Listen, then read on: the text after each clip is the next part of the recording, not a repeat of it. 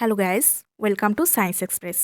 आज हम बात करेंगे 5G के सुविधाओं के बारे में, जो कि खबर के अनुसार इसी साल यानी कि 2022 में लॉन्च होने जा रहे हैं 13 शहरों में, जो कि है कोलकाता, अहमदाबाद, बेंगलुरु, चंडीगढ़, गांधीनगर, गुरुग्राम, हैदराबाद, जामनगर, चेन्नई, लखनऊ, पुणे, दिल्ली, मुंबई।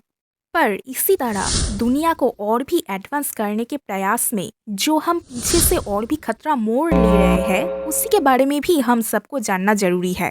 तो पहले हम जानेंगे 5G के बारे में डिटेल्स में, और साथ ही साथ इसके सुविधाओं के बारे में।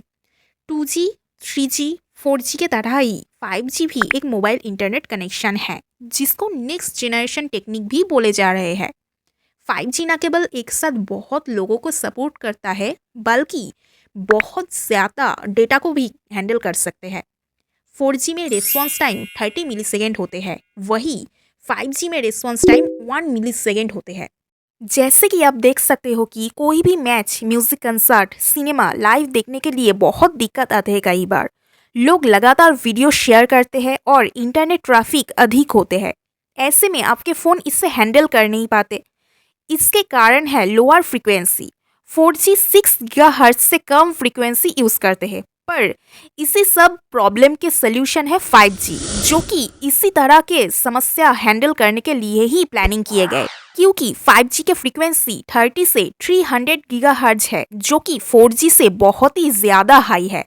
बेसिकली सेलफोन टावर से जो रेडिएशन निकलती है वो रेडियो फ्रीक्वेंसी वेव भी बोल सकते हैं। सेलफोन जब 3G, 4G और कॉलिंग के फंक्शन यूज़ करते हैं, तो ये सेलफोन के टावर से कम्युनिकेट करता है रेडियो फ्रीक्वेंसी वेव के द्वारा।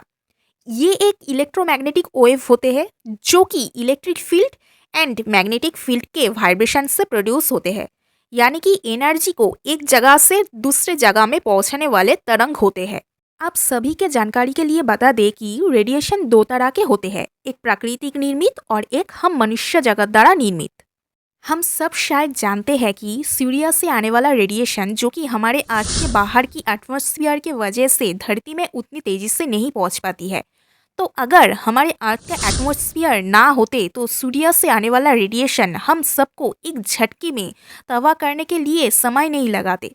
और ये घटनाएं देखी भी जाते हैं। अगर आप बहुत समय से सूर्य के रोशनी के संपर्क में आते हैं तो सूर्य के रेडिएशन आपके स्किन को जला देते हैं, और बहुत लोग तो कैंसर जैसे बीमारी से भी सफ़र करते हैं। तो सूर्य से आने वाला रेडिएशन पूरे प्राकृतिक निर्मित है।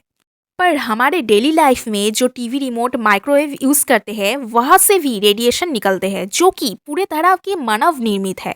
जब डॉक्टर के पास एक्सरे के लिए जाते हैं, वहाँ पर भी रेडिएशन के द्वारा ही टेस्ट करके रिपोर्ट आते हैं। तो हमारे डेली लाइफ में रेडिएशन किस तरह इस्तेमाल होते हैं, ये तो हम देख ही लिए। पर 2020 में जब पूरे वर्ल्ड में कोरोना महामारी आए थे, तब दुनिया के कई हिस्सों से 5G मोबाइल टावर में हमला होने की न्यूज़ आ रहे थे। अप्रैल में ये 2 महीने में ब्रिटेन के 77 टावर्स में आग लगा दिए गए थे। सिर्फ ब्रिटेन में ही नहीं, बल्कि Belgium, Cyprus, Netherlands, Italy, France, लगभग पूरे यूरोप में ही इसी तरह के घटनाएं हुई। इसके वजह है एक अफवाह। लोगों ने विश्वास कर लिए थे कि इसी 5G के वजह से ही कोरोना महामारी आए थे। ये तो एक अफवाह ही है, पर फिर भी बहुत लोगों के मन से 5G को लेकर जो डर है, वो रहना भी सही है। वो अब जान लेते हैं कि हमारी दुनिया के लिए क्या सही में कुछ खतरा हो सकते हैं 5G टावर इम्प्लीमेंट होने से। पहले 3G एंड 4G के टावर होते थे, वो शहर से दूर हुआ करते थे, क्योंकि 3G और 4G के टावर के रेंज बहुत ज़्यादा होते हैं।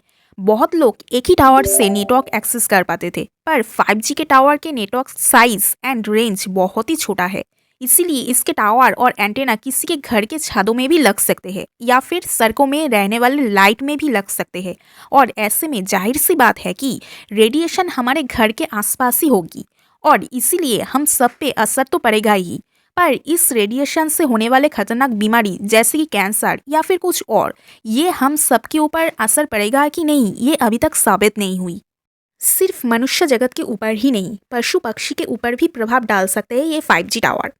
हम सब तो रोबोट 2.0 मूवी देखे ही है। इस मूवी में हम देखते हैं कि किस तरह मोबाइल टावर के रेडिएशन चिड़िया को मार देते हैं। एक्सपर्टों के मुताबिक अगर 5G टावर आते हैं तो बर्ड्स के हेल्थ पर असर तो पड़ेगा ही, साथ ही साथ उन्हें दिक्कत भी होगी। जितनी नेटवर्क टावर के परिधि बढ़ेगा उतने ही चिड़िया की अवधि घटेगा, क्योंकि चिड़िया बहुत सेंसिटिव होते हैं और ज़्यादा मैग्नेटिक वेव झेल भी नहीं पाती। तो इससे साफ है कि असर तो बर्ड्स एंड एनिमल पे भी पड़ेगा। सो दोस्तों, रेडिएशन मानव और पशु पक्षी के लिए खतरनाक हो सकते हैं, पर किस लेवल तक खतरा हो सकते हैं वो अभी तक कुछ कहा नहीं जा सकता। So thank you guys, this is Ruma Goswami. अगर मेरी लेक्चर आप सभी को पसंद आए तो please do like, comment and subscribe our channel science express. Thank you.